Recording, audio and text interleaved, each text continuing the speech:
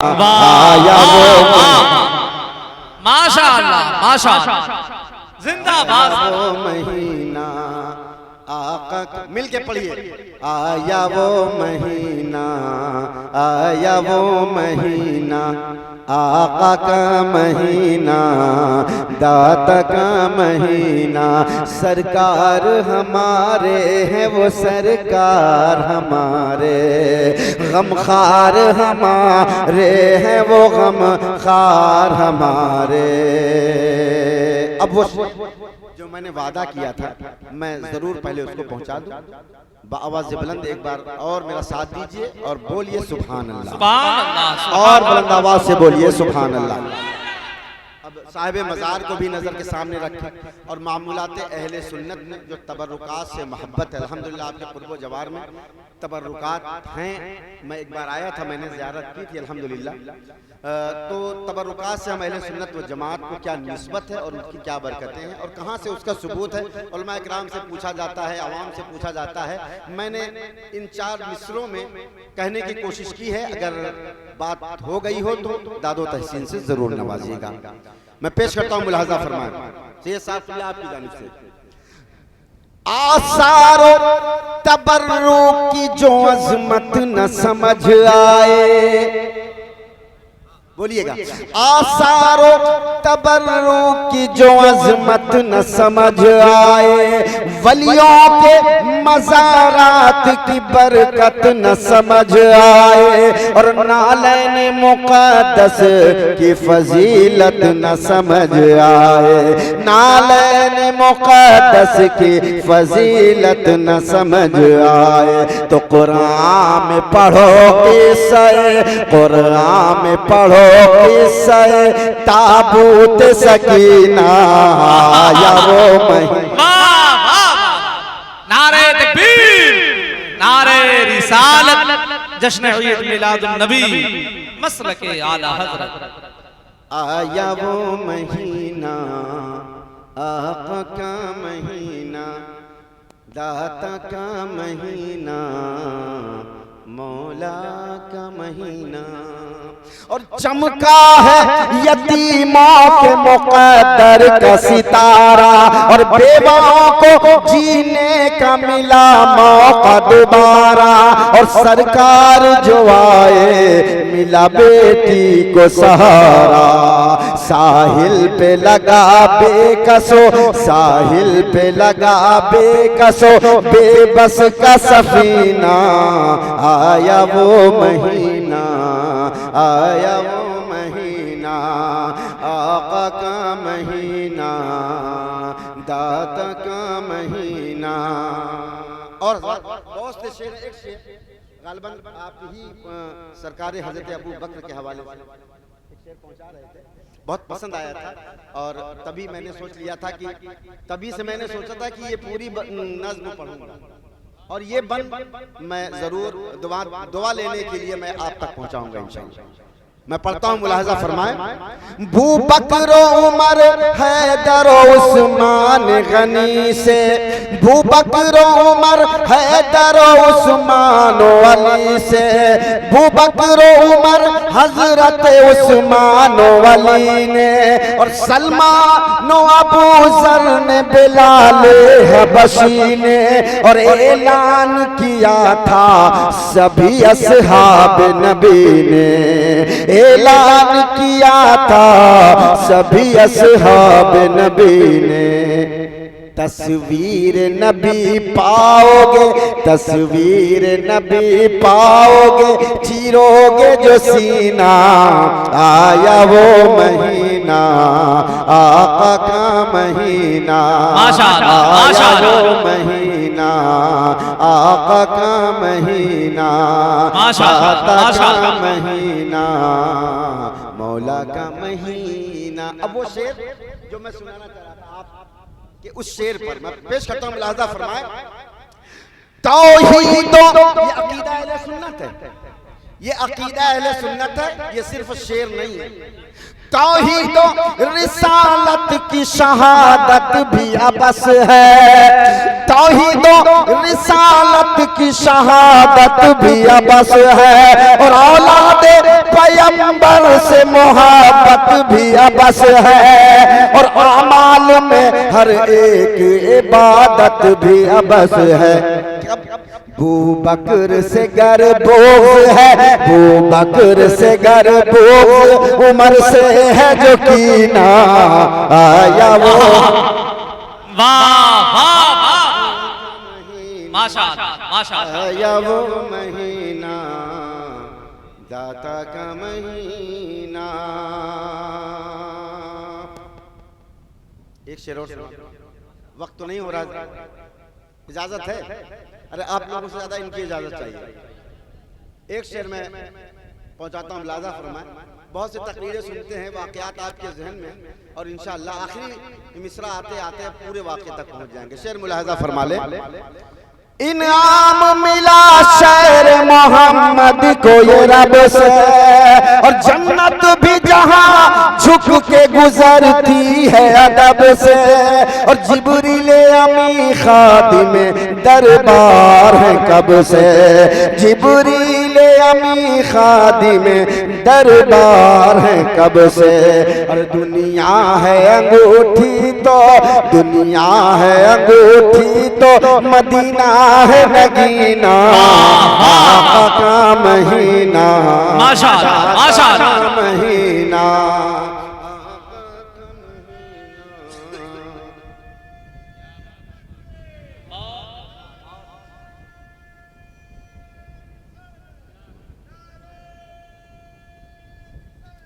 या रसूल अल्लाह मरहबा मरहबा। और पड़ जाए नजर, पड़ जाए नजर उनकी तो किस्मत ही सवर चमक जाए, और मुमकिन नहीं उनको कोई ढूंढे तो बहक जाए, और एक फर्द नहीं सारा कबीला ही महक जाए। दुल्हन को जो मिल जाए, दुल्हन को जो मिल जाए शहीदी का पसीना, आया वो महीना आका का महीना। मक्ते का शेर दुआओं से, दुआओं के साथ मैं इख्तिताम करता हूँ। मुलाहजा फरमाए। पीने को तो पी लूंगा मगर शर्त है इतनी, पीने को तो पी लूंगा मगर शर्त है इतनी, लाए हो उसे दिल्ली के महबूब इलाही, और ऐ कैफ बरेली के रज़ा हो मेरे साथी, ऐ कैफ बरेली के रज़ा हो मेरे साथी। बगदाद का हो जाम तो, बगदाद का हो जाम तो अजमेर का मीना, आया वो महीना आका का महीना, आया वो महीना दाता का महीना।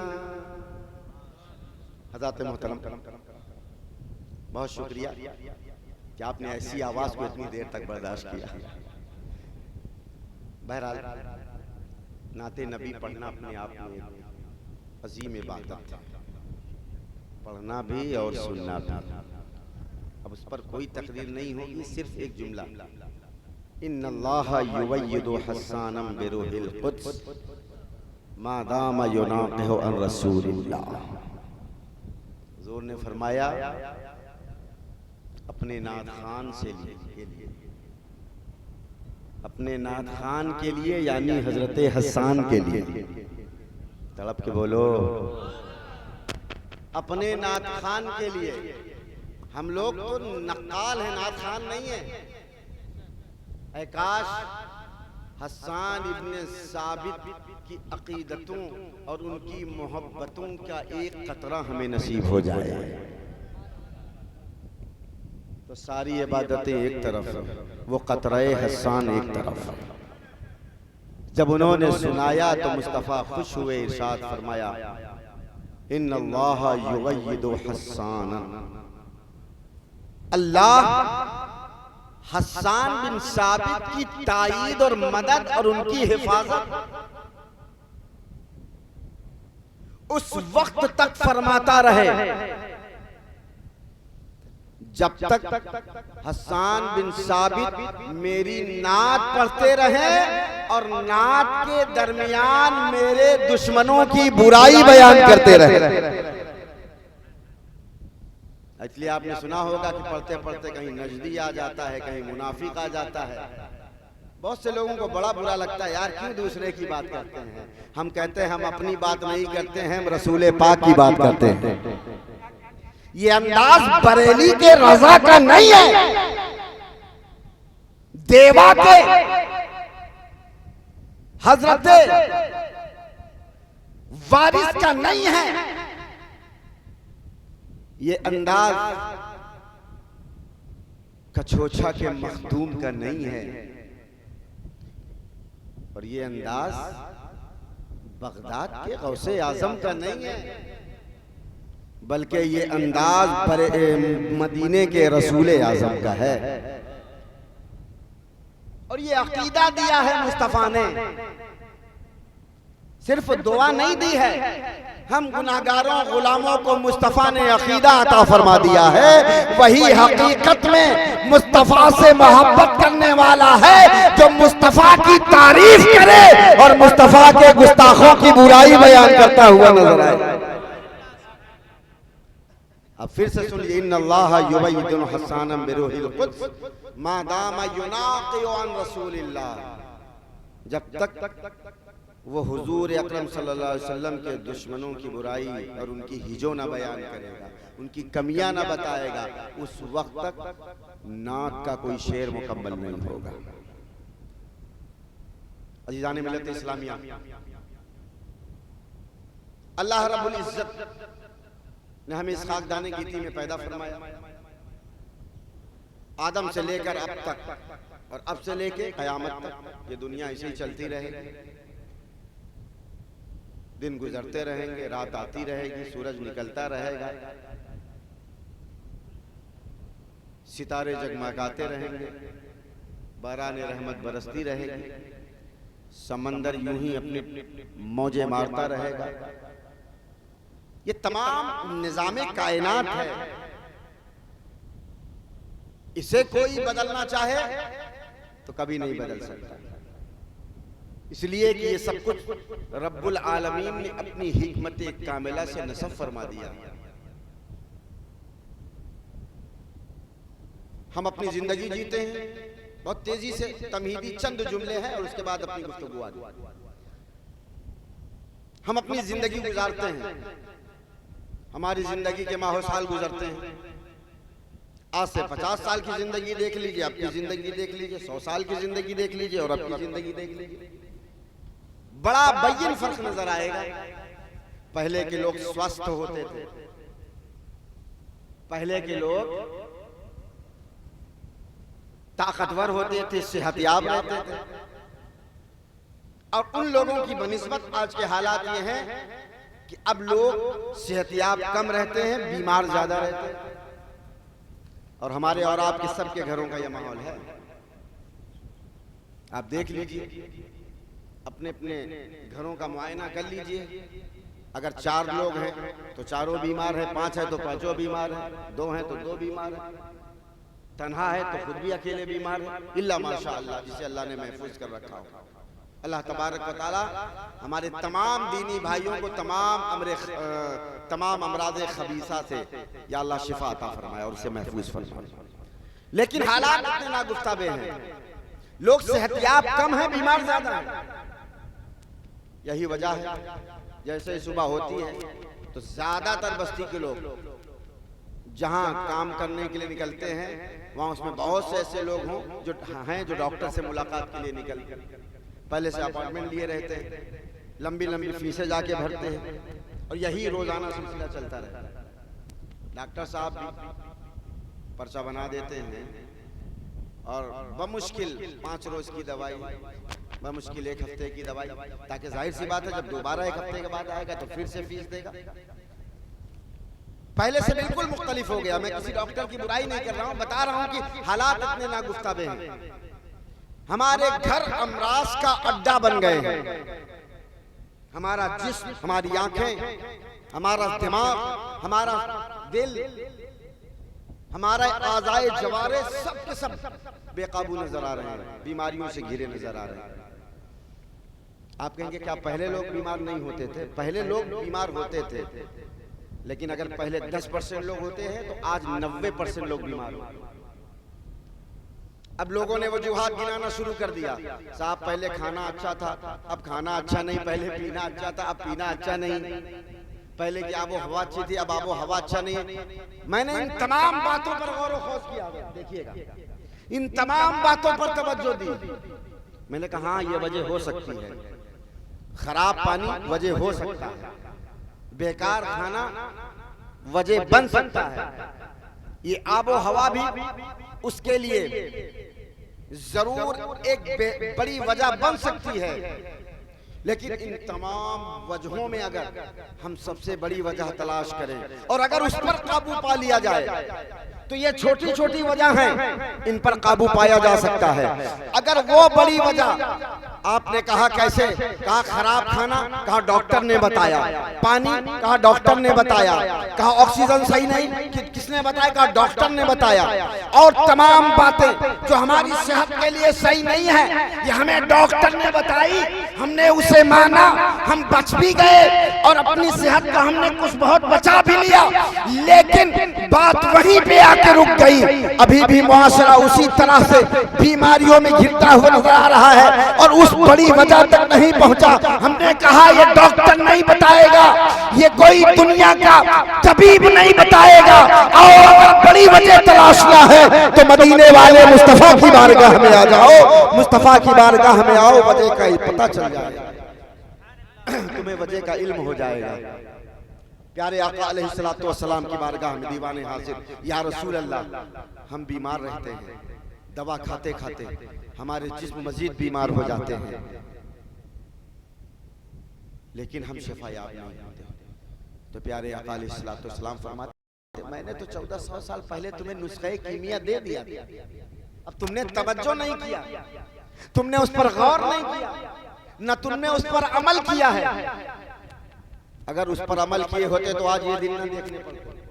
इसीलिए कुरान ने कहा था ना, वमा आताकुमुर रसूल फखुज़ूहु वमा नहाकुम अन्हु फंतहू, बेपनाह लाखों लाख हिकमतें इस ऐलान कुरान में है कि मुस्तफा जो तुम्हें दे दे वो ले लो। इसलिए कि जब मुस्तफा देंगे तो रहमत देंगे, मुस्तफा देंगे तो बरकत देंगे, मुस्तफा देंगे तो इज्जत देंगे, मुस्तफा देंगे तो रब की रजा देंगे, और मुस्तफा जिससे मना कर देंगे उसमें रब की भी मर्जी शामिल हाल ना होगी और उसमें किसी और की भी मर्जी शामिल हाल। क्यों? इसलिए कि मुस्तफा करीम अपने मानने वालों को वो चीज देते हैं जिस चीज में उनके मानने वालों के लिए भलाई भलाई हुआ करती है, उनके लिए बेहतरी ही बेहतरी हुआ करती है। अब आओ नबी की बारगाह में, आका अलैहिस्सलाम की बारगाह में दीवाने, या रसूल अल्लाह, हम बीमार रहते हैं, हमारे बच्चे भी बीमार हैं, बीवी भी बीमार है, बहन भी बीमार है, भाई भी बीमार है, पूरा समाज बीमार है, पूरी बस्ती बीमार है, पूरा मुआशरा बीमार है। या रसूल अल्लाह, हम बीमारियों से कैसे बचें, बीमारियों से कैसे बचें, हम बीमारियों से कैसे बचें? तो सबसे पहले हुक्म यह है कि जब भी कोई चीज तनावुल करो तो दुआ पढ़ लो, जब भी कोई चीज तनावुल करो, जब भी उसे खाओ तो दुआ पढ़ लो, बिस्मिल्लाह ला यज़ुरु मा इस्मिही शैउन फिल अर्दि वला फिस समा या हय्यु या क़य्यूम। जब आप दुआ पढ़ के खाएंगे तो अगर उस खाने पीने में बीमारियां होंगी तो अगरचे बीमारियां लाखों लाख होंगी, लेकिन दुआ की बरकत से और फरमाने मुस्तफा की बरकत से वो बीमारी शिफा में बदल जाएगी, वो बीमारी शिफा में। अब जितने लोग यहाँ पर बैठे हैं मैं उनसे पूछना चाहूंगा, कितने लोग ऐसे बैठे हैं जब कुछ खाते हैं तो दुआ पढ़ के खाते हैं? इल्ला माशाअल्लाह। मैं किसी का हाथ भी नहीं उठवाऊंगा, नहीं, ये गलत बात हुआ करती, बहुत से लोग हाथ उठवा लेते हैं। मैं किसी से हाथ नहीं उठवाऊंगा, मैं सिर्फ आपसे हाथ जोड़ करके पूछूंगा कितने लोगों का इस पर अमल है? कम लोगों का अमल है, 10 लोगों का, 20 लोगों का, कि किसी का अमल नहीं? अगर अमल नहीं है तो डॉक्टर की बात तो बहुत जल्दी मान। डॉक्टर ने अगर कह दिया डायबिटीज हो गई भाई, शुगर से, आलू से, चावल से परहेज करना, कैसे परहेज करते हो शुगर से बचने के लिए? और मुस्तफा ने तो तुम्हें मुफ्त में शिफा अता फरमाई है। किसी टैबलेट की जरूरत नहीं, किसी कैप्सूल की जरूरत नहीं, किसी इंजेक्शन की जरूरत नहीं। हुजूर ने फरमाया अगर तुम दुआ पढ़ के खाओगे तो अल्लाह तबारक व तआला उस खाने में बरकत भी रखेगा, और अगर उसमें बला और बीमारी होगी तो वो भी दफा हो जाएगी।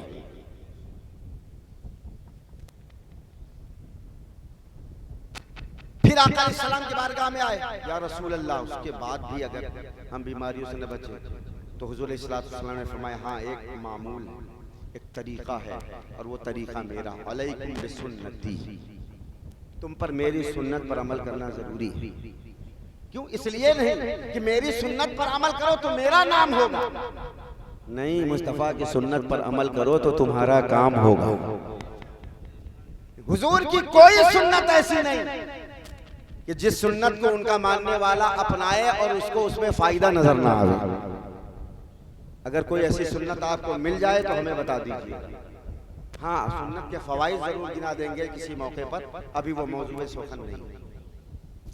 अगर मिसवाक के लिए कहा तो उसमें बेपनाह हिकमत है। अगर बैठ करके पानी के लिए मुस्तफा करीम ने हुक्म फरमाया तो उसमें भी बेपनाह हिकमत है।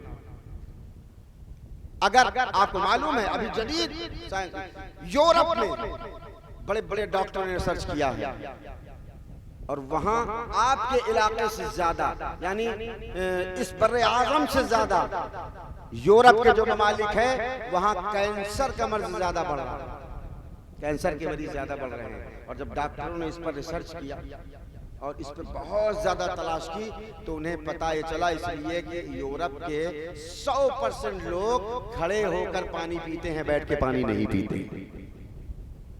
जब उस पर रिसर्च हुआ है तो उन्हें पता चला, उस पर उन्होंने लेबोरेटरी में जांचा है तो ये बात बिल्कुल प्रूफ हो गई है कि खड़े होकर पानी पीने से इंसान को कैंसर हुआ करता है।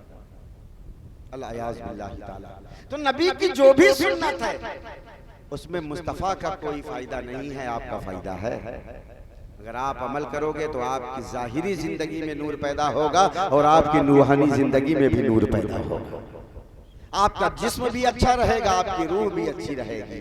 आपका जिस्म ताकतवर रहेगा, आपकी रूह भी मुनव्वर रहेगी। अब आइए नबी, या रसूल अल्लाह, अगर अब भी हम बीमारियों से शिफा ना पाए तो मुस्तफ़ा करीम इरशाद फरमाते हैं, ऐ मेरे उम्मतियों, हाँ हाँ, अल्लाह रब्बुल इज्जत ने अपने बंदों के लिए शिफा नाजिल की है, लेकिन जब शिफा आसमान से उतरती है, जब बरकतें उतरती है तो उसका भी एक खास वक्त हुआ करता है। और वो वक्त क्या है? अब आका अलैहिस्सलाम ने तफसीली हदीस बयान फरमाई जिसका मफहूम ये है कि जो शख्स इशा की नमाज के बाद फौरन वजू करके सो जाता है और नमाज़े फज्र के लिए वो जाग जाता है तो अल्लाह तबारक व तआला इन घंटों में उसके बदन को बीमारियों से शिफा अता फरमा के उस बंदे को सेहतयाब फरमा दिया करता है।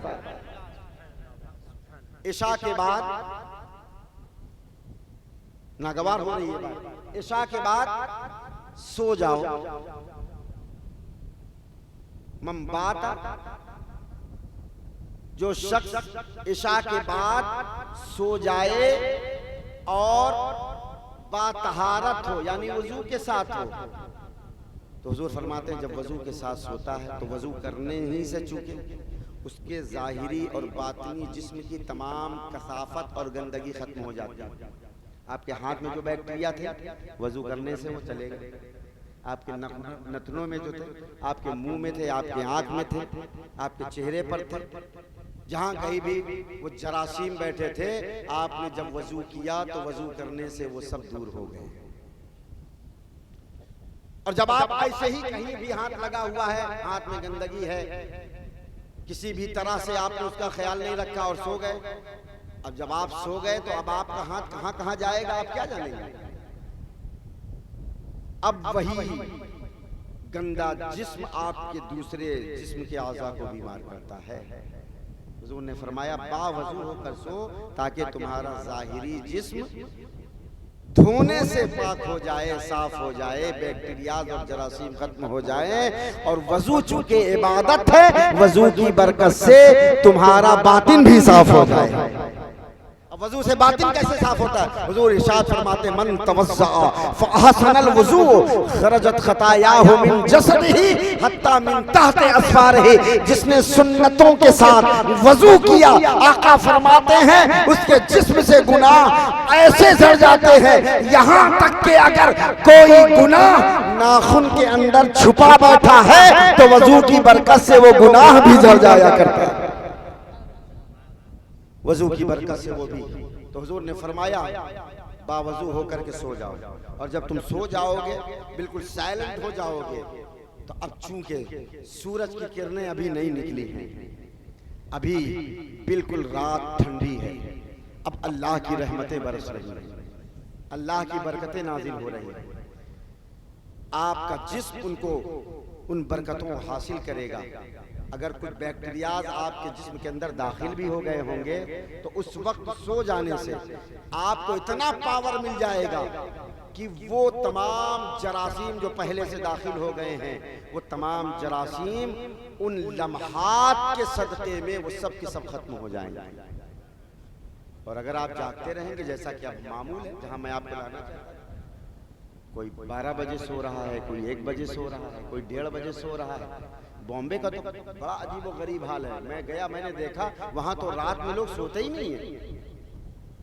और अगर उनसे पूछो भाई आप सोते कि नहीं, तो कहते हैं कि हजरत ये बम्बई है, बम्बई जब यहाँ रात, जब सब जगह रात होती है तो बम्बई में दिन होता है। ये जवाब मिलता है। पूरी रात मटर गश्ती करते हैं, इधर उधर टहलते घूमते रहते हैं, और फिर बिल्कुल सुबह बिल्कुल 5 बजे 4 बजे फिर जाकर के सोते हैं, और दिन में 12 बजे तक सोते रहते हैं। और हुजूर क्या फरमाते हैं, इशा के बाद फौरन सो। और हमारा मामूल क्या है, हम इशा के बाद तो सोना तो सोचते नहीं है कि सोना है हमें। अगर कोई कहे अरे अभी कितना बजा है यार, अभी तो 8 बजा है, अभी तो 9 बजा है। नहीं, हमने अपनी लाइफ स्टाइल को बिल्कुल चेंज कर दिया। अपने बुजुर्गों से पूछो उनका मामूल क्या था, तभी तो वो सेहतयाब रहते थे। इसलिए कि उनका अमल था सुन्नत रिसालत पर, फरमान मुस्तफ़ा पर, लिहाजा वो बीमार नहीं होते थे। और हमारा अमल इसके बरखिलाफ। और उसके साथ साथ हम ऐसे ही नहीं जागते हैं। अब जो ये हमें मिल गया है ना, ये हम इसके सहारे में अपनी पूरी रात गुजारते हैं। इसके सहारे में नौजवानों का तो बुरा हाल है, उनको तो नींद ही नहीं आती। अरे अगर बूढ़ों का नींद ना आए तो जाहिर सी बात है, उनकी उम्र हो चुकी है, बूढ़ों को वैसे भी कब नींद आती। लेकिन अब नौजवानों को 1-1, 2-2 बजे रात तक नींद नहीं आती। उसकी वजह क्या है? उसकी वजह बस सिर्फ ये है, इसमें मुब्तला रहते हैं सोशल मीडिया में, और तमाम दुनिया के अयूब व नकाइस में अपनी उन कीमती लम्हात को, जिन लम्हात को मुस्तफ़ा ने बरकत वाला बताया है, रहमत वाला बताया है, शिफा वाला बताया है, हया वाला बताया है, उन लम्हात में हम तमाम तर दुनियावी कामों में मुलव्विस रहते हैं और जागते रहते हैं, आंखों को सोने नहीं देते हैं। और यही वजह है उन लम्हात में हमारा जिस्म गलत जरासीम को अपने अंदर लेता रहता है, यहाँ तक के इतने जरासीम हमारे जिस्म में और नेटवर्क की गंदगी हमारे बदन में इतनी दाखिल हो जाती है कि अब हमारी आंखें भी बीमार नजर आती हैं, हमारा जिस्म बीमार नजर आता है, हमारा दिमाग भी बीमार नजर आता है, हमारा कल्ब भी बीमार नजर आता है। पूरा इंसान बीमारियों का मुजस्समा नजर आता है, इसलिए कि जिस रात को अल्लाह ने सोने के लिए बनाया था, हमने उसको जागने के लिए बना दिया है। कुरान फरमाता है वजअल लैला लिबासम वजअल अल्लाह ने रात को सोने के लिए बनाया है और दिन को जागने और कमाने के लिए बनाया है। अब फरमाने खुदा और रसूल के खिलाफ चलोगे तो बीमारियां नहीं आएंगी तो क्या है, तबाही नहीं होगी तो क्या है। और फिर आपका सारा पैसा जो आपकी तिजोरी में है, गाढ़ी कमाई, डॉक्टर की जेब में नहीं जाएगा तो फिर किसकी जेब में जाएगा।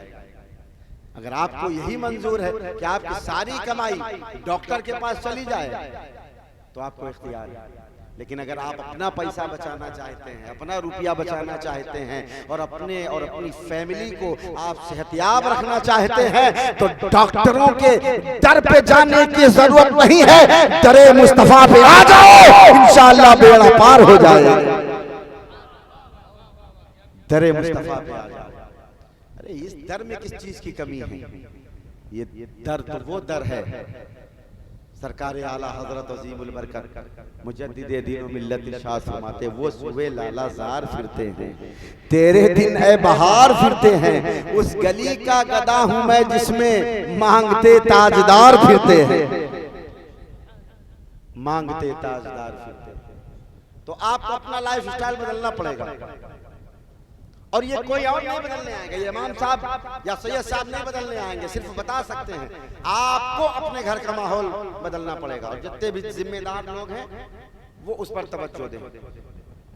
अपने बच्चों को जो मोबाइल दिए हुए हैं उनकी निगरानी रखें, ड्यूटी लगा दे कि नहीं 9 बजे तक चलेगा, 10 बजे तक चलेगा, और उसके बाद बिल्कुल जमा हो जाएगा। आप तंबीह करके देखिए, और ये आपकी जिम्मेदारी है। और खास तौर से हमारी बहनों के लिए तो मोबाइल ये जहरे हलाहल। मैं ये नहीं कहता कि आप उन्हें ना दीजिए, लेकिन आप पूरी निगरानी रखिए, और कम से कम सोशल मीडिया से तो उन्हें जरूर दूर रखिए। सोशल मीडिया से उनका क्या काम? इंस्टाग्राम, फेसबुक, ये सारी चीजें, ये ओपन आइडिया है, इनका क्या काम है उससे?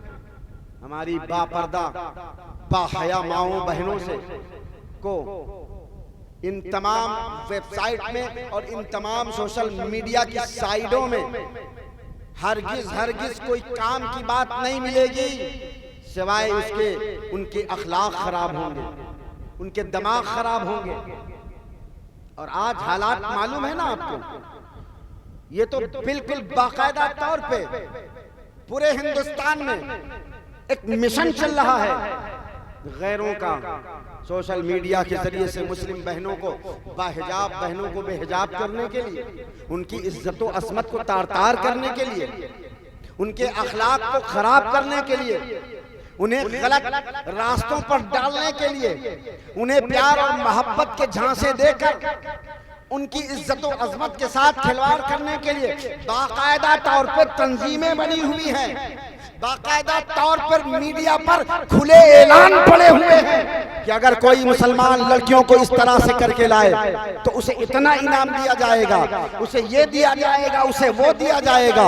और ऐसा नहीं है कि सिर्फ ज़बानी खर्च है, वो लोग कर रहे हैं और पा रहे हैं, दिया जा रहा है, और ये शरह बड़ी भी है।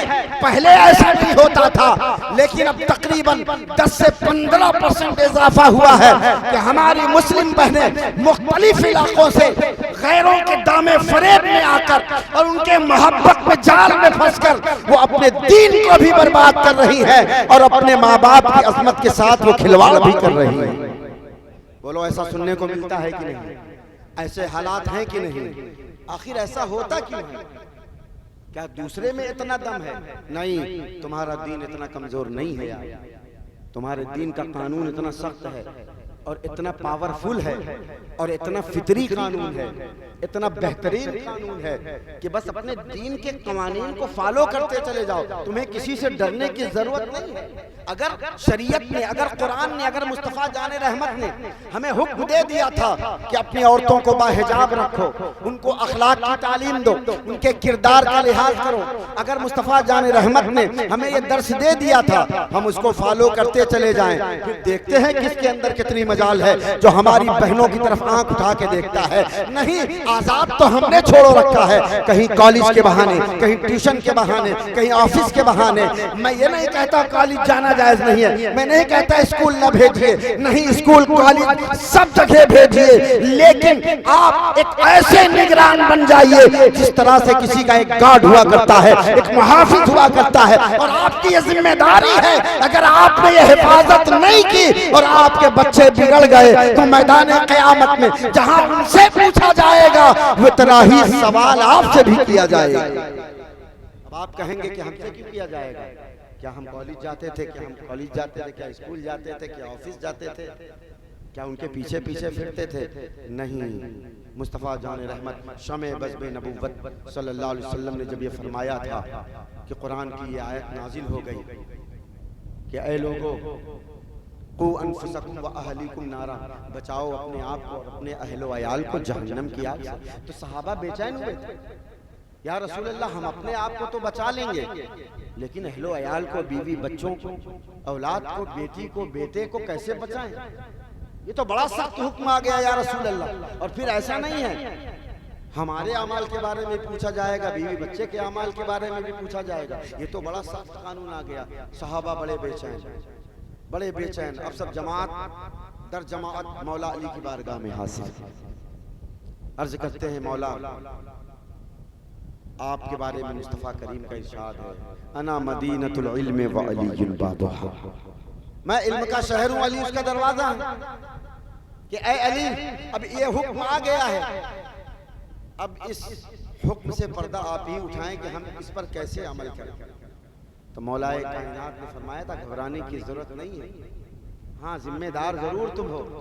कुल्लुकुम राइन व कुल्लुकुम मसऊलुन अन रइयतिही, ये आका इस्लाम का फरमान है कि तुम में से हर शख्स एक चरवाहे की तरह है। जैसे चरवाहा अगर बकरियां चलाने जाए तो तमाम बकरियों के ताल्लुक से उससे पूछा जाएगा, इसलिए कि वो उसका मुहाफिज है। इसी तरह से तुम्हारे अहलो अयाल के भी तुम चरवाहे हो, अगर वो बहक जाएंगे तो यकीनन तुमसे पूछा जाएगा। मौला अली कहते लेकिन घबराने की जरूरत नहीं है, ये बात सही है। अगर तुम्हारे 4 बेटे और बेटी हैं, तुम कब तक पीछे, एक के पीछे जा सकते हो, 3 के पीछे कैसे लगोगे? 3 की निगरानी कैसे करोगे? एक यमन जा रहा है, दूसरा शाम जा रहा है, एक ईरान जा रहा है, तीसरा तेहरान जा रहा है, एक मक्का जा रहा है, दूसरा मदीना जा रहा है, एक नजफ जा रहा है, दूसरा जो है ताइफ जा रहा है। यकीनन मुहाफजत नहीं हो सकती है। मौला अली फरमाते हैं हाँ हाँ मेरे पास 2 ऐसे गार्ड हैं, अगर गार्ड उनके साथ में लगा दो तो चाहे वो जहां जाए वो दोनों गार्ड हमेशा उनकी मुहाफजत करते हुए नजर आएंगे। तड़प के बोलो सुभान अल्लाह। अब साहबा ने अर्ज किया, ऐ अली वो दोनों गार्ड कौन से हैं, वो दोनों मुहाफिज कौन से हैं? तो अली फरमाते हैं इसम का मतलब ये है, ऐ अद्दिबूहुम व अल्लिमूहुम, कह दो सुभान अल्लाह। अद्दिबूहुम व अल्लिमूहुम। अली फरमाते हैं ऐ नबी के सहाबा, इस आयत का मतलब ये है कि अपनों को और अपने घर वालों को जहन्नम की आग से बचाओ। तो अपने घर वालों को जहन्नम की आग से कैसे बचाओगे? अपने बेटे और बेटियों को जहन्नम की आग से कैसे बचाओगे? उसका वाहिद तरीका ये है, अद्दिबूहुम, उन्हें अदब सिखा दो, अल्लिमूहुम, इन्हें मुस्तफा के दीन की तालीम दे दो। ये दोनों खुद उनकी मुहाफजत करते हुए नजर आएंगे। ये दोनों उनकी मुहाफजत करते हुए। जब अदब होगा तो अदब किसी गलत रास्ते पर जाने नहीं देगा, मालूम है ना। अगर इंसान बाअदब होगा, साहिबे अखलाक होगा, तो जबान की भी हिफाजत करेगा, निगाह की भी हिफाजत करेगा, हाथ से भी, कदम से भी, हर तरह से वो बाअदब होगा। ये जो आराम कर रहे हैं ये बाअदब लोगों ही का हाल है, हुआ करता है। जब ये बाअदब हुए तो अल्लाह तबारक व तआला ने इन्हें को अपना कुर्ब अता फरमा दिया और अपना वली बना दिया। जब तक बंदा बाअदब नहीं होगा, जब तक बंदा बाअदब नहीं होगा, न उसको इल्म काम आएगा न इबादत काम आएगा। इसीलिए तो अली ने फरमाया अद्दिबूहुम व अल्लिमूहुम, पहले अदब सिखाओ फिर इल्म सिखाओ। ये नहीं कहा अल्लिमूहुम व अद्दिबूहुम, पहले इल्म सिखाओ फिर अदब सिखाओ। इसलिए कि इल्म जो होता है बगैर अदब के बेकार होता है। शैतान लईन के पास इल्म था लेकिन अदब नहीं था, रांदे बारगाह इलाही हो गया। बोलो। और बहुत से ऐसे लोगों को आपने देखा होगा कि उनके पास इल्म की उतनी दौलत नहीं आई लेकिन अदब वाले हो गए। अदब की बरकत से अल्लाह ने उन्हें ईमान भी अता फरमा दिया और अपनी जात का इरफान भी अता फरमा दिया, सिर्फ अदब की बरकत से।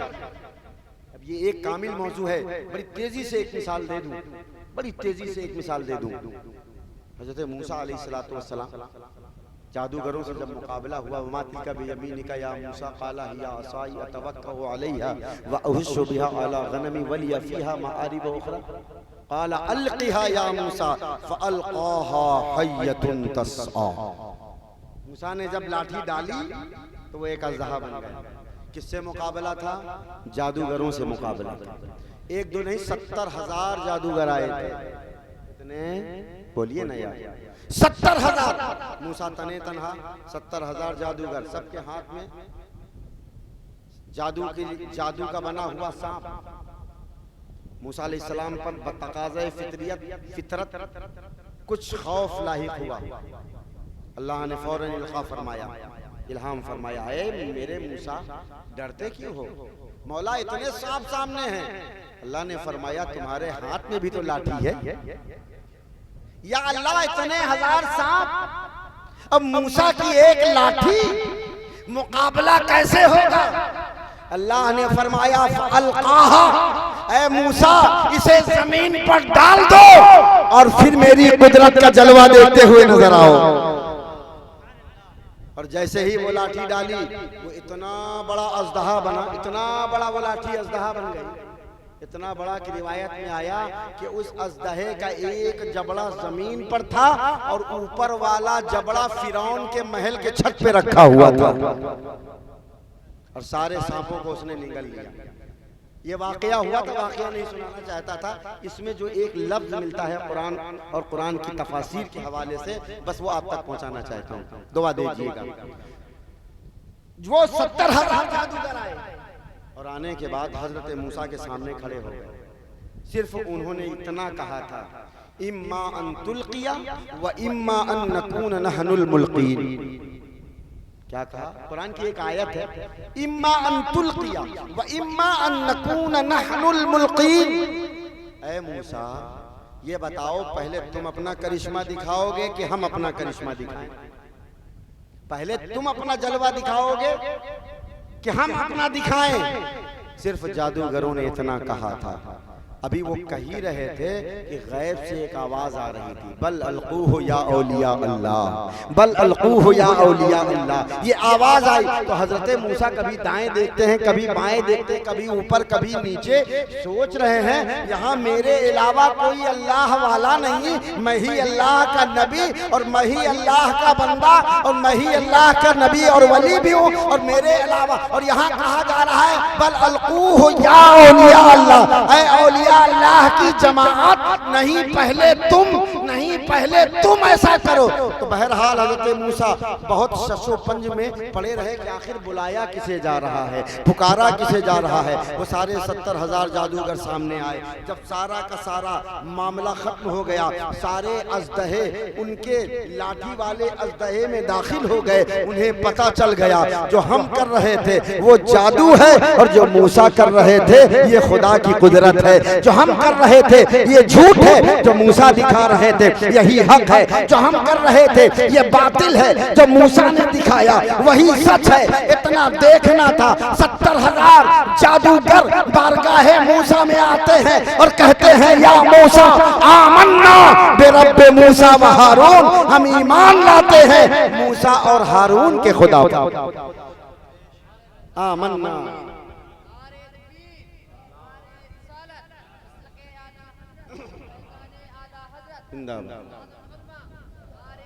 फरमाया आमन्ना बे मूसा व हारून, हम ईमान लाए मूसा और हारून के रब पर। कोई तबलीग नहीं हुई, सिर्फ मुकाबला हुआ और वो तो हारे हुए लोग थे। कहीं हारा हुआ भी सर झुकाता है? हमें हारा हुआ तो हक बात पे भी सर नहीं झुकाता है। आजमा के देख लीजिएगा, किसी को मनवा के देख लीजिए। अगर कोई शख्स आपसे जलील हो जाए और कोई शख्स आपसे हार जाए, वो चाहे जितनी गलती पर हो, वो उस वक्त आपके आगे झुकता हुआ नजर नहीं आएगा। ये इंसानी फितरत है।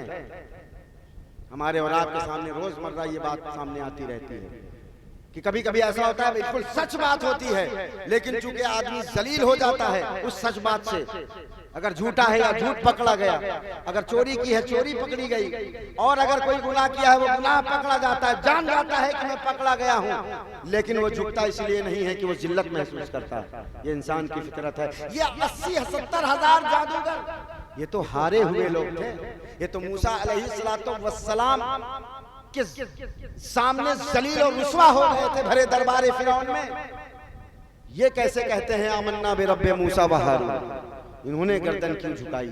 और ऐसे ही नहीं, जैसे ही इन्होंने मूसा और हारून के रब पर ईमान लाना कबूल किया, फिरौन आग बगूला हो गया। का खाते मेरा हो, बजाते मूसा की हो, देता मैं हूँ, इनाम देता हूँ, रुपया देता हूँ, पैसा देता हूँ, बात मूसा की मान रहे हो, खिलाता पिलाता मैं हूँ और रब मूसा के खुदा को मान रहे हो। चलो ठीक है, अब मैं तुम्हें मौत के घाट उतार दूंगा।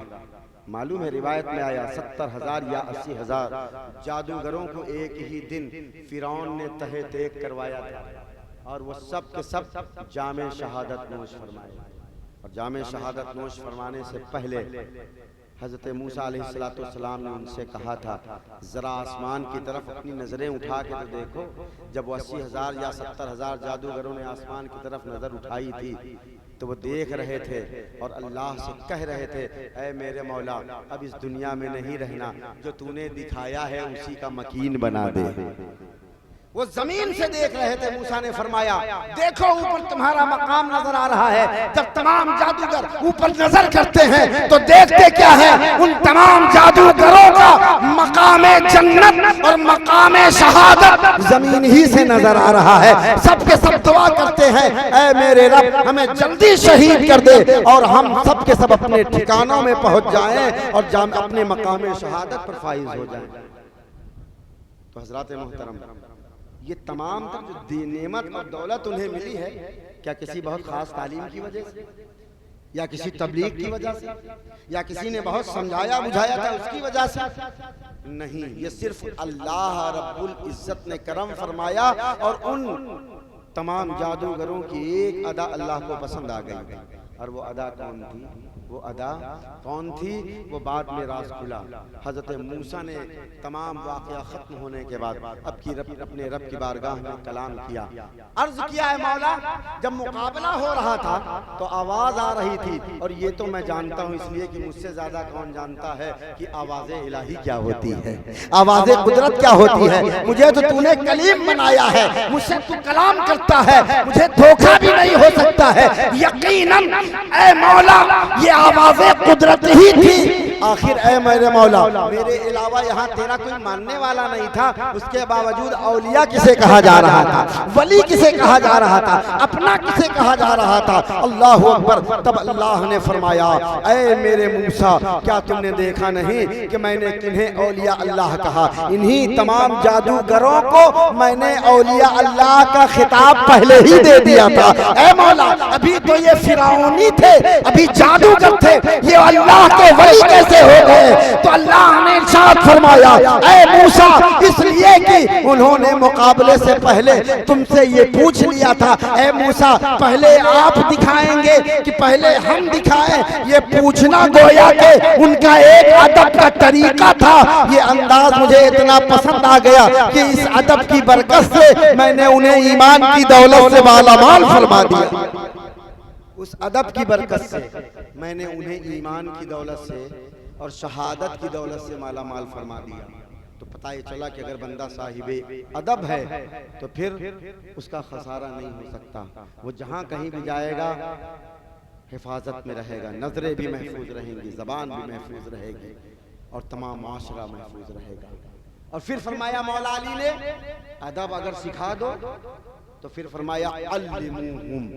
अब चूंकि जिंदगी गुजारने के लिए, अहकाम शरा पर अमल करने के लिए और दुनिया में तरक्की के लिए इल्म जरूरी है। बगैर इल्म के कोई कौम तरक्की नहीं करती। जिस कौम को फना होता है तो वो कौम पहले फना नहीं होती है। जिस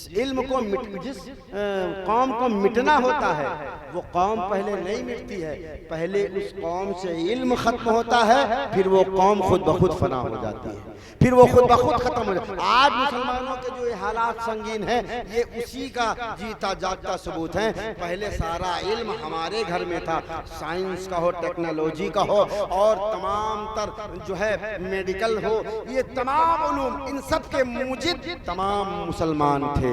जब तक हमारे पास इल्म था, हम मुहद्दिस थे, मुफस्सिर थे, हम मुज्तहिद थे, बड़े बड़े मकामात पर फाइज थे। जब तक हमारे यहाँ इल्म की बहार थी, पूरी दुनिया में मुसलमानों का जलवा नजर आ रहा था। और जब से हमारे घरों से इल्म रुखसत हुआ, आज देखिए कहीं उधर मारे जा रहे हैं, कहीं उधर काटे जा रहे हैं, कहीं यहाँ हालात खराब है, कहीं यहाँ। तो ये सब इल्म की हमने इल्म की कदर नहीं की, इसलिए हमारी नस्लें खत्म हो रही हैं, हम तबाह बर्बाद हो रहे हैं, हम दुनिया से मिटाए जा रहे हैं। हम अगर साहिबे इल्म हो जाएं, साहिबे अदब हो जाएं, तो हमारी ये दुनिया भी संवरेगी, इंशाअल्लाह आखिरत भी संवरेगी। अद्दिबूहुम वअल्लिमूहुम, परवरदिगार आलम ने हमें एक ऐसा इंसाइक्लोपीडिया अता फरमा दिया है बशक्ल कुरान मुकद्दस, हमें कहीं और जाने की जरूरत नहीं है। मुस्तफ़ा जाने रहमत का फरमाने आलीशान भी हमारे लिए काफ़ी और शाफी है। बस हम अपने दीन पर अमल करते रहें, हमारे बेटे भी महफूज रहेंगे और हमारी बेटियां भी इंशाअल्लाह महफूज रहेंगी।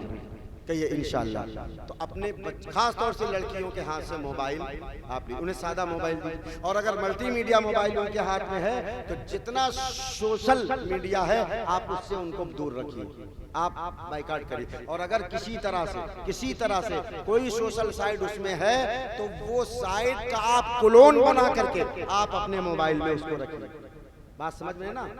आप अपने मोबाइल में वो रखिए कि आपकी बेटी, आपकी बहन अगर किसी से गलत तरीके से गुफ्तगू या गलत तरीके से अगर कहीं कोई मामला दरपेश हो रहे हैं, या कोई अपनी उस साजिश का शिकार बनाना चाहता है, तो वो तो अभी उस उम्र में है कि अच्छा बुरा इतना नहीं समझ सकती, लेकिन अल्लाह ने आपको बाहोश रखा, आपको बाहोश किया। ये उम्र आपको जो दी है, ये उम्र तजुर्बे की उम्र होती है। इस तजुर्बे उम्र का फ़ायदा उठाते हुए आप अपने मोबाइल में उसका क्लोन रखिए, और वहीं से आप बाखबर हो जाएंगे, और इससे आपकी बेटी, आपकी बहन भी इंशाअल्लाह महफूज होगी। अर्ज करने का मकसद ये है कि आप अपने मुआशरे का, अपने घर का कम से कम खुद अपने मुहाफिज बन जाइए। हालात असल में ये हैं, आखिरी बात सुन ले, हालात हमारे ये हैं, मसला ये है कि हर शख्स ये चाहता है कि सारा मुआशरा अच्छा हो जाए, सारा मुआशरा, सारे लोग अच्छे हो जाए, हर शख्स ये चाहता है, लेकिन अपने बारे में कोई नहीं चाहता है कि मैं अच्छा हो जाऊं। जिससे भी पूछ लीजिए, हाँ साहब ये होना चाहिए ऐसा। और जिसके घर में भी जाओ साहब, आप उनके घर में जाओगे, जो दूसरे के लिए हिदायत कर रहे हैं उससे कहीं ज्यादा वो सारी चीजें साहब आपके घर में मौजूद। बोलो ये हमारा तर्ज जिंदगी है कि?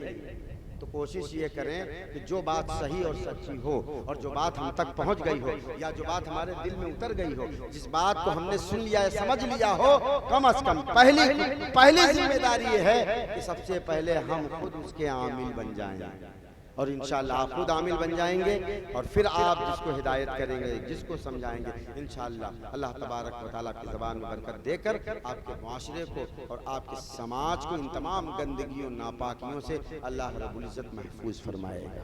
ये साहिब उर्स हज़रत नसीरुद्दीन शाह अलैहि रहमत व रिज़वान के उर्स मुक़द्दस के मौके पर जो हम लोग यहाँ पर हाजिर हैं, इनके रूहानी फैज़ व बरक़ात यकीनन हमको मिलते रहते हैं, लेकिन असल जो फैज़ व बरक़ात औलिया अल्लाह के हमें मिलते थे, सब नाम ही नाम रह गया है। पूरा मुआशरा इनके रूहानी फैज़ व बरक़ात से खाली है। तो चाहे जितनी बड़ी खानका हो, बड़ा तजुर्बा इस ताल्लुक़ से किया है, जितनी बड़ी खानका हो, सब जगह से धीरे धीरे से फैज़ या तो मौक़ूफ़ हो रहा है या तो उठ रहा है। क्यों? इसलिए कि हम अपनी ज़िंदगी इनकी मंशा के मुताबिक नहीं गुजार रहे हैं, हम अपनी जिंदगी गौसो ख्वाजा की मर्जी के मुताबिक नहीं गुजार रहे हैं। सारा वो काम हमें हक तो ये है, बुजुर्गों के उर्स में जाते हैं और वही काम वहां जाके करते हैं जो बुजुर्गों को नाराज करने वाला होता है। तो अब भला कैसे उनका फैज मिलेगा कि हम बुजुर्गों को उनका फैज लेने के लिए कभी अजमेर गए, कभी कचोछा गए, कभी वारिस शाह के यहाँ गए, कभी आला हजरत के दरबार में गए, कभी मुनव्वर अली शाह के आस्थाने पर गए। हम जहाँ कहीं किसी बुजुर्ग के आस्थाने पर जाते हैं, लेकिन हालात ये होते हैं कि जाते जाते इतने बुरे काम करते करते वहां पहुंचते हैं कि उन अल्लाह वालों की जिसमें रजा नहीं बल्कि उनकी नाराजगी शामिल हाल हुआ करती है। अब जरा आप अपने दिल पे हाथ रख के बताइए, आप अगर इतने वो काम करके वहां पहुंचेंगे तो कैसे उनका फैज मिलेगा, कैसे उनकी हम जो है उनके फ्यूज़ो बरकत हम हासिल करेंगे? नहीं मिलेंगे, सिर्फ रस्म ही रस्म रह जाएगा, है कि नहीं? हाँ, एक ये हो जाएगा कि आपने सफर किया, आप अजमेर पहुंच गए, एक टूर हो गया और आप चले आए। बस मसला ये है कि जैसे खाली हाथ गए थे वैसे ही खाली हाथ वापस आए। ये बिल्कुल साफ बात है। अगर सही तरीके से फैज लेना है तो यार मुसलमान बन के जाओ, मोमिन बन के जाओ। फिर जहां कहीं भी कुछ कमी होगी और फैज कहीं अटका होगा, रहमत कहीं रुकी होगी, ख्वाजा के आस्थाने पर पहुंचोगे, कोई भी मोमिन मुसलमान पहुंचेगा और ख्वाजा के वसीले से रब से मांगेगा, रब उस बंदे को अपनी रहमत से नवाजता हुआ नजर आएगा, उसको अता फरमाता हुआ नजर आएगा।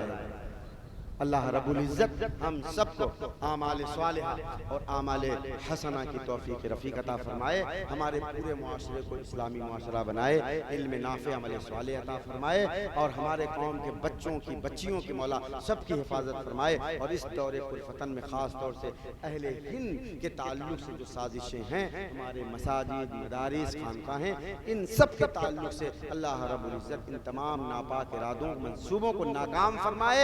और सबसे पहले हम तमाम जो है कलमा गो मुसलमानों को अल्लाह हिदायत अता फरमाए, समझ अता फरमाए और अपने दीन पर हम सबको चलने की तौफीक अता फरमाए। वमा तौफीकी इल्ला बिल्लाह, अस्तगफिरुल्लाह रब्बी मिन कुल्लि ज़ंबिन व अतूबु इलैहि, ला इलाहा इल्लल्लाहु मुहम्मदुर रसूलुल्लाह सल्लल्लाहु तआला अलैहि वसल्लम। अस्सलामु अलैकुम। या रसूल सलाम अलैका, या हबीब सलाम अलैका, सलवातुल्लाह अलैका, तलअल बद्रु